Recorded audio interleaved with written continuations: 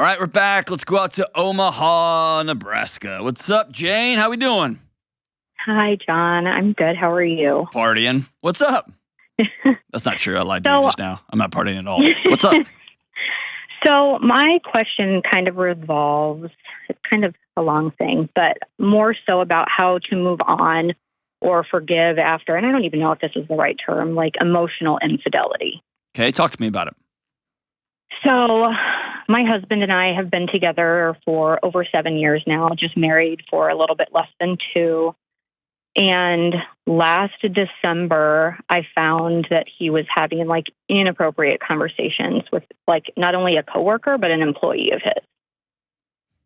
Yikes. So inappropriate, like sexual. Sexualized? Okay. All right. Yep. Okay. Yep. It never even crossed my mind, but looking, of course, hindsight, looking back that November, we traveled out of town with this woman and her husband for a conference. So we were all down in Florida and they wanted to have rooms close to each other so that we could hang out and everything, blah, blah, blah.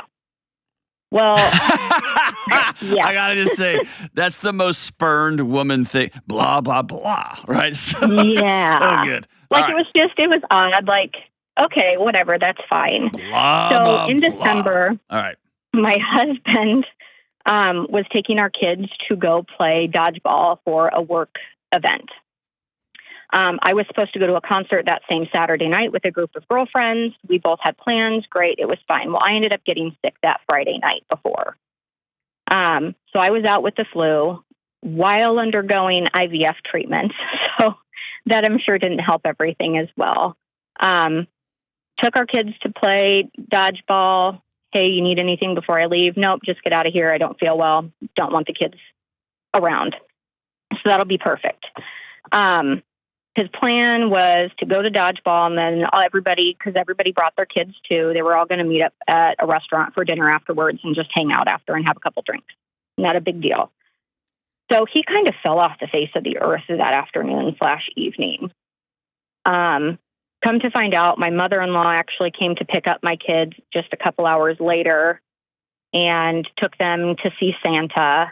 And my husband decided to go to his buddy's girlfriend's house with him and his buddy, who is a newly divorced gentleman, and this other girl by themselves.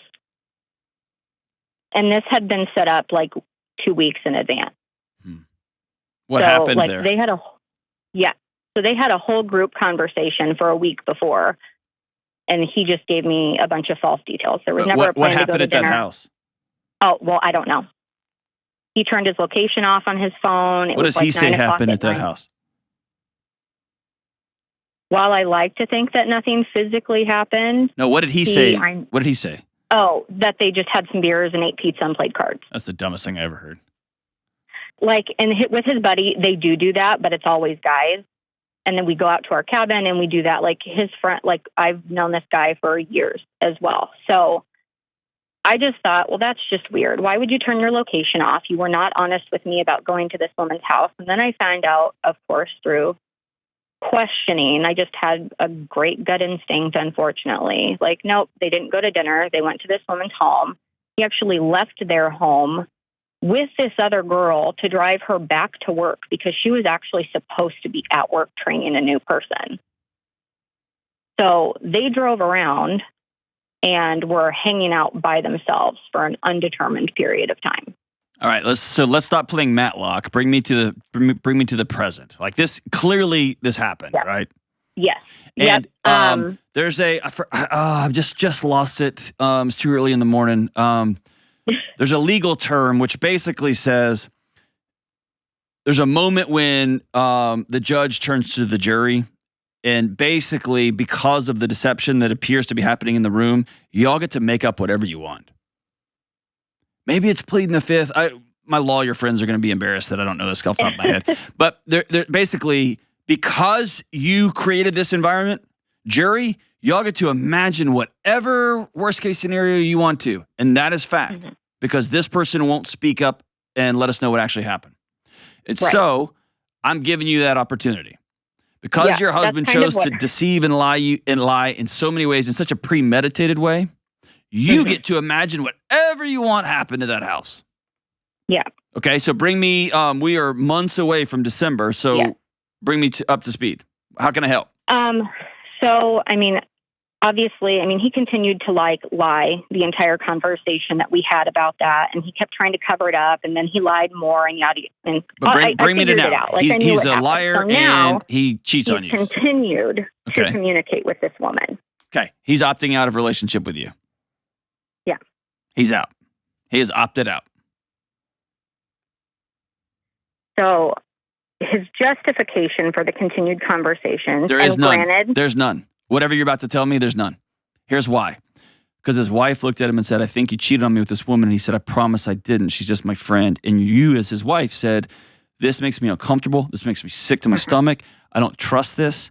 And any self-respecting romantic partner in that moment goes, then this ends. Because there is no other relationship more important than this. So whatever justification there is, I don't care. Even despite how not cool it is probably the most benign way I could say that, besides possibly illegal, possibly whatever. If it's somebody that works for you, then for sure I'm going to have somebody like this person's boss, this person's leader talk to them, not me. That's where that communication ends. That's the problem. So he's her boss. So this was last Monday was when I found that she had texted him. And what's even better is that her best friend texted him an inappropriate picture of these two girls. And he, deleted it from his phone, and he ended up responding like, I'm married. This is inappropriate. I'm blocking your number. Don't ever try and contact me again. Good for him. But the fact that happened, obviously, he does not do well with confrontation, where I'm all for it if the situation calls for it. Except you're not dealing with this. Why not? No. So this I did. So I actually told him that if you don't go to HR and address it, I will, and I promise that you will both lose your jobs. I do not care. Okay. This is not okay. I'm at that point where I'm already 1 foot out the door. Okay. So what's your question? So this girl got removed from her position. You keep going back to the story. Ask me your question. Yeah, ask me your question. I'm just trying to decide, do I just call it quits, or do I continue to try and work and do therapy and counseling with him? As now, he says it's not going to continue. What's not going to continue? Conversations with anybody outside of our marriage. Didn't he say that last time? That's the thing. However, all of the conversations that I had seen were work-related because given his position, he has to be available 24/7. He's a director of an emergency room. So he has to be available at all times. And as the fact that she was his employee, there were times that she had to be in communication with him. Yeah, I get that. So I get it in theory, right? I've been on call 24/7, 365. I get that life, and you just gotta answer. I get that. And he kept the conversations very short and sweet. He actually did have a documented conversation with her between this last incident and the first incident, where it was documented with another member of the staff and HR that your communication with me is not appropriate. That's not what you should be doing. You need to keep it professional. Okay. The reason that you should be acting this way. So there was a previously documented thing. So that to me, is a step in the right direction. But you keep focusing on him, and so doing, you're avoiding Jane. You're avoiding you. Okay. The only way I've seen this, and by the way, I have seen this repaired completely.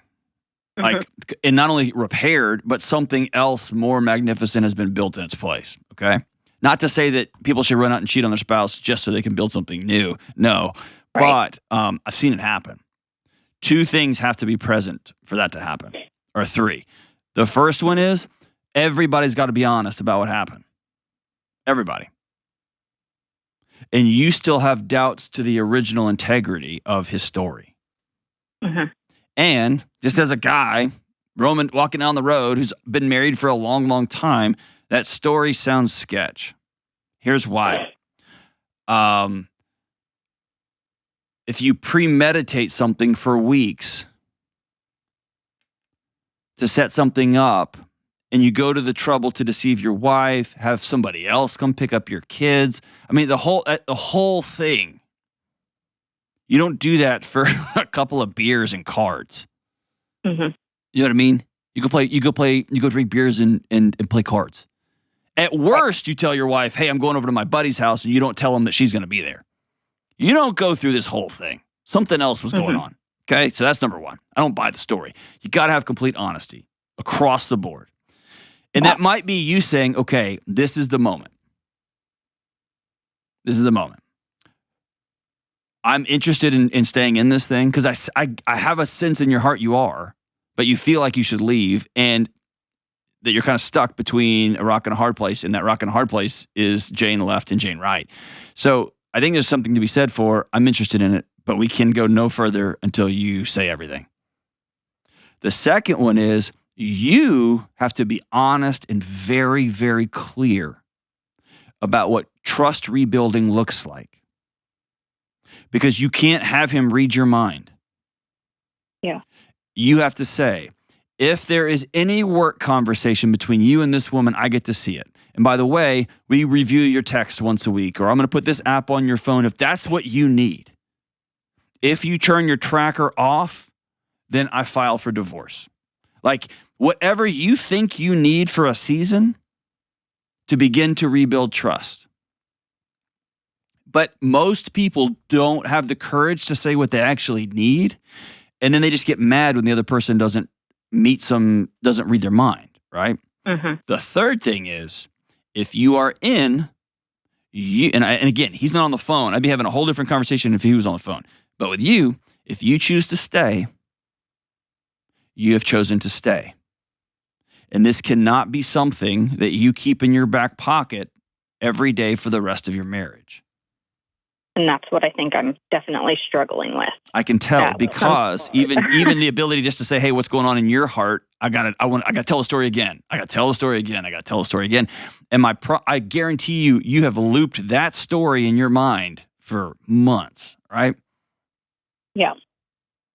And have you imagined things that happened in your mind for months? Oh, yeah. Yeah. Yep.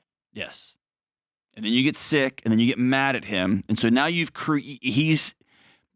granted, he set this world up, but he is now on the receiving end of your imagination. Mm-hmm. And as I told you earlier, he created that, right? Mm-hmm. By just giving you a stupid story. He didn't even try hard to lie to you. Right. By giving you a stupid story, fine, I get to make up whatever I want then. And so those three things have to be true for this thing to work. And what does that look like in real time? The first one is you have to decide that every time that thought pops in your mind about him walking in that apartment, that you stop that right there. Mm-hmm. You don't go that extra road where she walks up to him and he reaches up and undoes the top. But you can't do that. You have to choose to opt out of that imaginary scenario because you don't know. And even if you do know, you have to choose to not continue to revisit that scenario because y'all are building something new now. That's your work. Yeah. But also, I'll say it again, you can't do that work on a foundation of dishonesty. And he's got to come clean. Yeah. And if he comes clean and says, I'm looking you in the eyes, I'm holding both your hands, I'm sitting here with our counselor, I did not have a physical relationship with her. I sounded like Bill Clinton just then. Mm-hmm. I was just telling Kelly just looked, I sound like Bill Clinton just then. You have to decide whether I can believe him or not. Mm-hmm. And I've heard men look me in the eye and say, dude, I didn't do anything. And she doesn't believe me. I've heard that. And I've also heard women be like, no, I trust him. And I'm like, what? Why are you trust? So I can't give that to you, but you're going to have to decide that. That's going to have to be a call that you make. I recommend having a neutral third party there, whether that's a counselor, whether that's a minister y'all trust, whether that's somebody that is going to help navigate the conversation. But it's got to start from a place of honesty. It's got to start from a place of you telling the truth. Like, here's what I need. And it's going to be you on your side saying, I'm going to stop going back to. I'm going to try to build something new. And he's going to have to live into the things that you requested of him. He's going to have to be a person of integrity and stop either stalking sexually explicitly with his someone who works for him, which is completely inappropriate, or sleeping with somebody that works for him. It's completely inappropriate. Whatever. He's got to stop all that nonsense. And it sounds like what you're saying is he's making some steps in that right direction. I also know it is so easy that when somebody has a crush on you, that you lean into that. Feels good. Feels awesome. And it just becomes a slippery slope, right? It just becomes a slippery slope. I get it. But y'all going to have to choose to build something new, regardless. Whew. Let me know how that conversation goes, Jane. I wish I could just wave my magic wand and say this is what you should do, but there's a lot of complexity here, and I still don't think the truth is out. And if he wants to call me, I'd love to talk to him. That would make for some clarity for me and probably offer some clarity for the audience too.